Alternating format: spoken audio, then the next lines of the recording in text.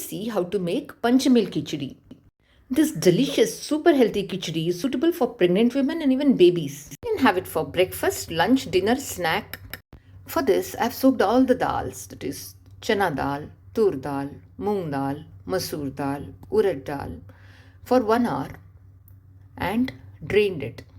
And then I've transferred to a cooker. You can soak all the dals together. I have soaked them individually just to show you all.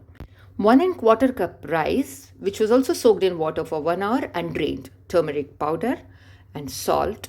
Let's add 8 cups of water. I had taken equal quantity of rice and dal. Allow 3 whistles on a medium flame. After the pressure is gone, let's check it is cooked. Now heat ghee. Add cumin seeds, ginger, green chillies, asafoetida or hing, curry leaves or curry patte. Stir for half a minute and add this tempering to the khichdi.